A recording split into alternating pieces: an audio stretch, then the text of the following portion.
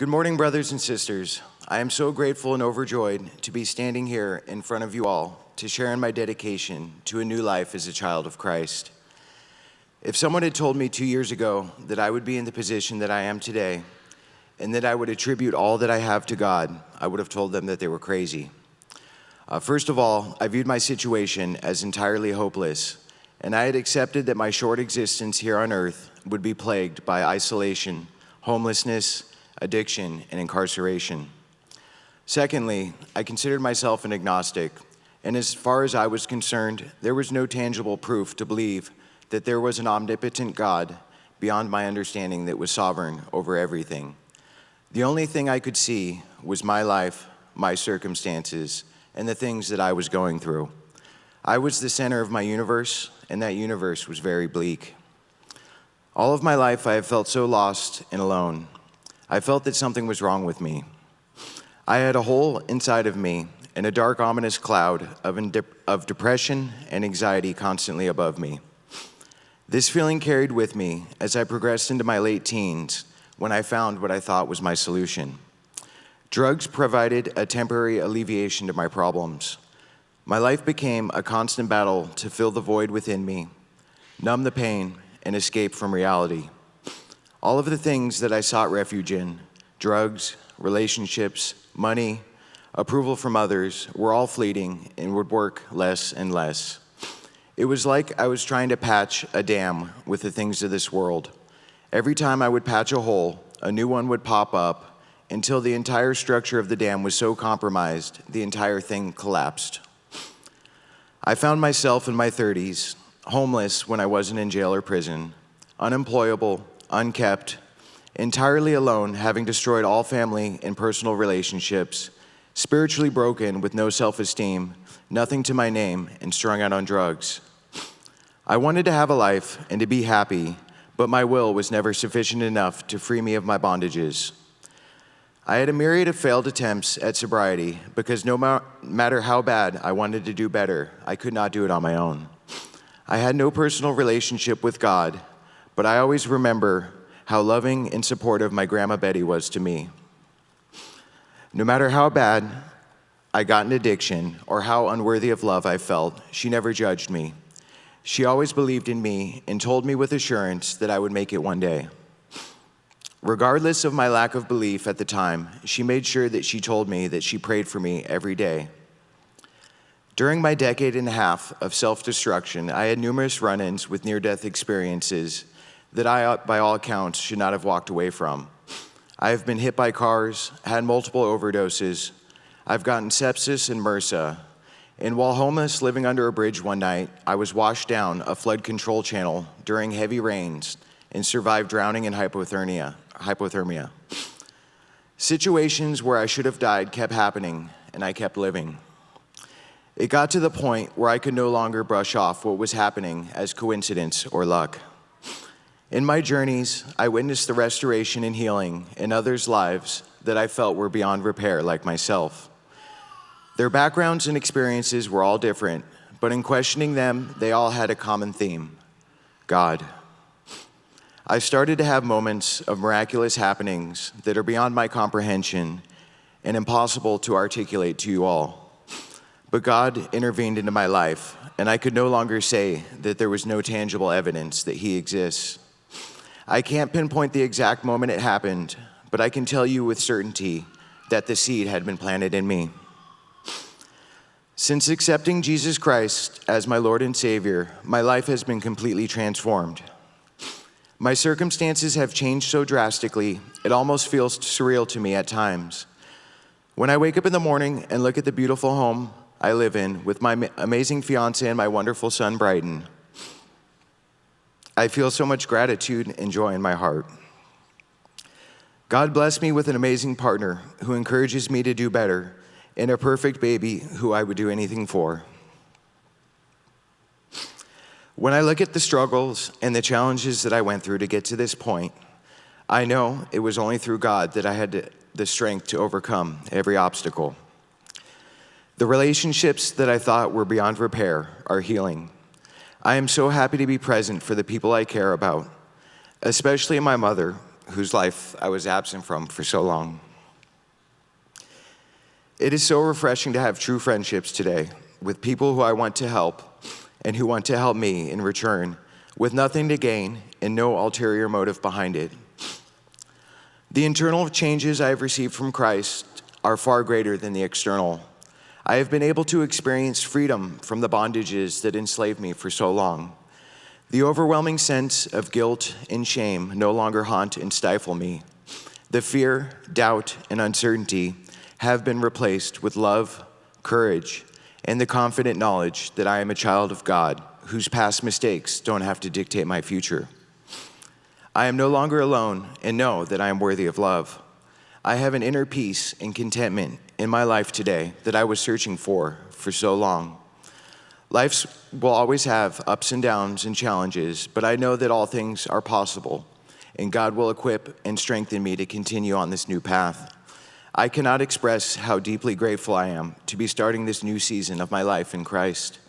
I know that God has a plan for my life, and I am excited for the journey to come. Thank you. Good morning, Church of Southland. My name is Suzanna Miri, and most of you guys know me as Mary, so hello. Before I signed up for baptism, I felt a huge nudge in my heart telling me that I should go ahead and do it. It is the right thing to do. I had shared these thoughts with my cell leader, Jenny, about a year ago. She was very encouraging and supported me to sign up to get baptized. However, I had missed the deadline. I felt a bit sad, and I understood that maybe I just needed to wait a little longer. This time around, I was able to complete EG and attended my first women's encounter before the sign-up. I've been at Church of Southland for over 10 years and took EG for the first time this year, 2022. Life was a bit hectic because I was raising 2 little kids and going to pharmacy school full-time when I started attending to Southland. So I kept pushing it year after year. I would like to share a little bit of a background of how I grew up. I am the oldest of 4 kids, born from an immigrant family in Ecuador, South America. My parents and extended family were one of the first Korean families who moved to Ecuador in the late 1970s and settled there. My siblings and I were born in Quito and lived there until we were around 18 years old. Being raised in a foreign place by young parents, they were in their early 20s at the time, I experienced a lot of fear from violence going around in the town where we lived, a lot of political unrest in our country, and also in neighboring countries such as Colombia. I had a lot of fears of our home being broken into, being kidnapped as a child, which was very common around the time, cartels, terrorism, and I always thought I was going to become an orphan suddenly and having to take care of my little siblings. All these fears I carried in my heart as long as I remember as a little child. There was always a plan I mapped out in my mind. In case of robbery, I would have a secret hideout or a escape door towards my uncle's house next door. In case of being kidnapped, I had a different plan. If I was sold to the mafia, what would I do? Taken by terrorists, or even if I had to work as a young girl, what kind of jobs could I do safely to take care of my siblings? I would think of these plans every day and every moment of silence. But interestingly enough was that as an oldest child, I felt a duty to be prepared of the worst case scenarios in case they were really not there for us. I know that these talks were just a reflection of their own fears and anxiety. My parents talked to us about these possible scenarios and situations pretty often at dinner tables and also during car rides. My parents did their best, raising a family of 6, through a lot of uncertainty due to lack of safety and poverty.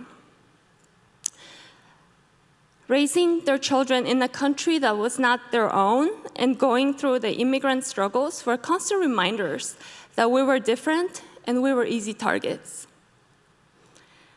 Despite of the hardships I had created with these imaginary cases in my mind, I looked towards a sense of belonging.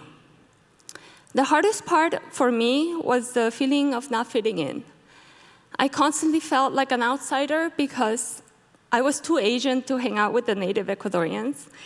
And when I wanted to hang out with my fellow Koreans, I was also different because I was not born in Korea like them. I was born in Ecuador, so I didn't belong there either. I kept telling myself I was not Korean enough. This sense of being an outsider had also a big impact on how I looked at church and how I felt as a young believer.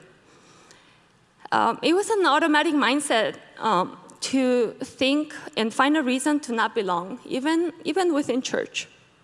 I went to a small Korean church with my parents, and there I was told to attend the adult services because there weren't too many kids to have a children's ministry.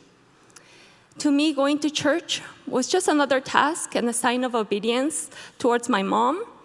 And as long as I followed through, I didn't get in trouble. It was hard to feel the Holy Spirit and God's love at the time when I was a child or teenager. However, in my heart, I always knew that I had a connection with my God and Creator. There was always an outpouring source of love that bring me to joy and happiness. I didn't want my faith to be determined by an act of obedience to my mom or my parents. I really wanted to fully experience God and His love for me personally. So during my second part of my life, I moved to the US, and I had the opportunity to go to college and graduate school. From my childhood traumas, I still lock my house and my cars religiously, even living in the OC suburbs.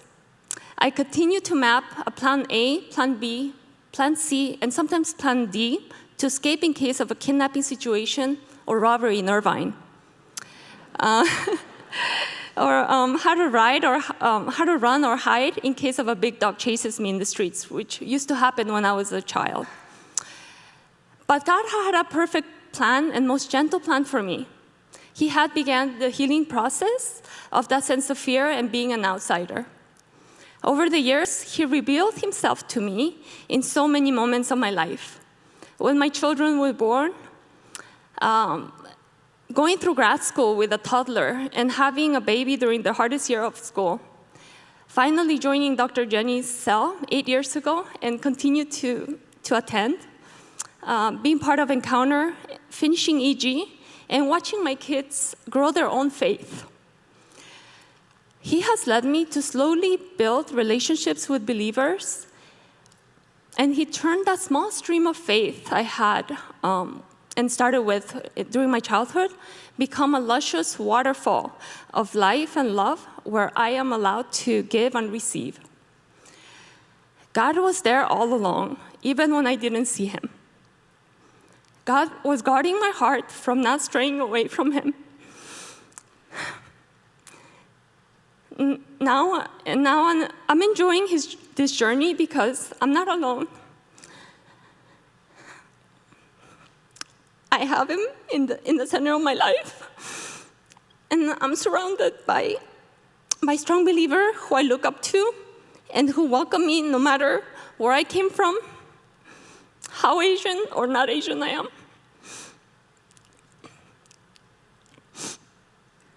Today, I want to share that ever since I accepted Jesus Christ as my Lord and Savior, I don't have to have a plan A, plan B, or plan C. His tender love and gentle care has helped me melt all those fears away. And only God has pulled me out of that place where I was told I was foreign and I didn't belong. Because of Him, I can live courageously, boldly, and I don't have to try to be anyone else but His precious daughter. Thank you. Hello. My name is Anna. I'm a second year at Biola, a philosophy major in the Torrey Honors program, and this is my testimony. I started the way many Christians do, growing up in a Christian home, going to church every single Sunday, and even going to Christian school. Usually kids growing up in the environment I did first accept Jesus into their hearts before age 5, but I was not one of those kids. I was frankly terrified by the idea of committing myself to something, even if it was God. This changed when I was 8.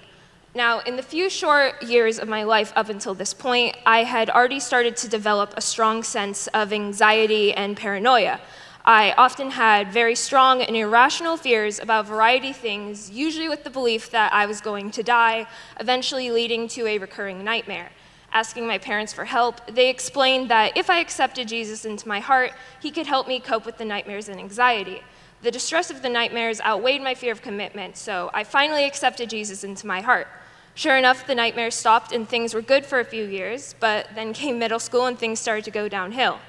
The intense anxiety I had as a child never really went away, just morphed into an intense social anxiety instead, which really came into light now. This was also when I started to develop a severe depression that I would struggle with throughout the entirety of my teenage years, as well as general hopelessness and suicidal ideation. I had been drifting away from the church at this time. I still went to a Christian school, but my class became a very small group of kids wanting to rebel against everything we had been brought up in and were only Christians when the teachers were in earshot. After a particularly bad experience in 8th grade at a different Christian school, I practically begged my parents to send me to public school, which they allowed after seeing how bad my mental health had gotten, along with having me start therapy. High school was an intense time full of so many ups and downs that would take too long to explain. What is important is that I fell even further away from God. I could never say that I was an atheist, but I had no interest in calling myself a Christian. The public school setting wasn't all to blame. Most of my classmates were at least culturally Christian, but the church I grew up in became a progressively more unwelcoming environment for me. My church was in a different city than where I lived and went to school, full of people in a different socioeconomic class than me, so I often felt like an outsider, even around people I had known my whole life. I didn't see any point in continuing to go to all these church events if I was just going to be by myself anyways. It was when I was about 17 that I concluded that while I still believed in God, I had no interest in Christianity as a religion or institution. I didn't think that there was a place for someone like me in the church and that all churches would be like the one I grew up in, alienating, if not outright hostile to me. Going into senior year of high school, I told my parents that whatever college I got accepted into with the necessary money provided was where I believed God wanted me to be. When spring came around and I started getting rejection letter after rejection letter from schools which by all accounts should have been easy for me to get into, I had to turn to my final option, Biola. I did not want to go to Biola. Not only did going to Biola feel like going back to all the ways that I had been hurt by Christian schools in the church, but my dad was also a professor there. The idea of going to school at my dad's workplace when, at the time, all I wanted to do was get as far away from my life as home as possible did not seem appealing at all. I applied very late and in a matter of days received an acceptance letter, quickly followed by another email informing me that I also got the second highest academic scholarship on top of the employee's discount I had from my father. It would have been hard to make it more obvious where God wanted me to go. Now, at this time, several other things had been happening. My mental health was not improving, so I had started taking medication, which had helped somewhat. I also got diagnosed with ADHD and started taking meds for that too. The day before I took my ADHD meds for the first time was the last in-person day of high school I ever had, as we started lockdown for COVID the next day. COVID was both a blessing and a curse, but not the way I'd originally expected. At first, lockdown seemed like the best thing that could ever happen to me. Sure, having travel plans canceled was a bummer, but now I could just spend the entire day at home, alone in my room, and not only would that be okay, but it was actively encouraged. Life was great, except it really wasn't. Lockdown forced me to confront the fact that my lifestyle was not working. It did not take me very long to begin to fall apart from being so isolated from everything else. I felt like the life was literally being drained out of me every day, and though I tried coping in my own ways, I knew that once lockdown was over, I couldn't go back to the way things were. Starting college over Zoom sucked, but never have I so quickly realized that I made the right choice before. Time and time again, I kept seeing how this new environment was so much better than I could have ever imagined, even if I was only getting a taste of it through the screen. I went from not being excited for Biola to wanting so desperately just to be on campus with everyone so quickly. When sophomore year started and I was finally able to go on campus, I was ecstatic. No more being isolated or sitting on the sidelines. I was going to fully embrace the community I was gifted with here. It was better than I could have ever hoped. My randomly assigned roommate ended up quickly becoming one of my dearest friends, and my classmates in Torrey and the philosophy department were amazing. I was still hesitant towards church, but I have been seeing lately how the church I grew up in wasn't representative of every church and Christian out there, so I was becoming more open about giving it another shot. On a whim and a bit of a misunderstanding, my roommate and I ended up coming to the Church of Southland about halfway through first semester via the rides offered from Biola. I can't tell you what the sermon was about, but I remember sitting there feeling like the words being spoken directly applied to my life. I had never had a sermon that made me feel like that before. So I kept coming and kept hearing messages that filled me with such conviction, unlike any I had experienced before. After a few weeks, I ended up going to one of the cell groups at Biola and attending the other college ministry events and just falling in love with it all. I never felt accepted or welcomed by a church community before, and now anytime I came to Sundays or cell or large group or Friday night prayer, I was left with a feeling of genuine happiness. I got it finally, why someone would devote their lives to Christ. For the first time in my life, I was filled with such profound joy and hope. I wanted to chase it forever. There was something that had always been missing from my life in all the suffering and heartbreak and all the attempts to numb the pain that never seemed to last or give me actual happiness, and I finally found that in God. It's not like the depression or anxiety or ADHD went away. There are still bad days, still days where the meds don't work as well, still downward spirals I catch myself slipping into some days. But what once seemed crushing and inescapable, I know now will pass. And even in my worst moments now, I never feel the crushing emptiness that I once felt, because I know that God is still with me just how he is on my good days. I was praying at one of the Friday night praise and prayers when I was struck with this sense that God was almost proud of me in a way, that for my whole life, he had been wanting me to get to this point where I allowed myself to be filled by his spirit, by his joy, love, peace, and comfort, and I was finally here. It wasn't a finish line, though, rather it felt like I had finally gotten at the right starting line. When I was 16, I couldn't see a future for myself beyond age 30 at best, and now at age 20, I don't think even a century would be enough to do all I want to do for his sake. The joy and love I now feel and let consume me is something that I want so desperately to share with as many people as I can, which is why I'm finally ready to be baptized, because I want to share how the broken person I was before has been changed into something far better and more beautiful than I could have ever imagined. Looking back, it's so hard to pinpoint one or two events or people that really changed me and put me on the right path. There were certainly significant moments and people, but even those were only as significant as they were because of so many more moments and people that came before. There are so many small moments, small exchanges, small experiences that gently pushed me onto this path. From the beginning, God has been working in my life. A nightmare for a paranoid 8-year-old helped pave the way for an exhausted 19-year-old to get in a van with some friends to try out this church on a whim. I don't know what my future holds, but I cannot wait to see what other ways God will use me. And yes, and that's my testimony.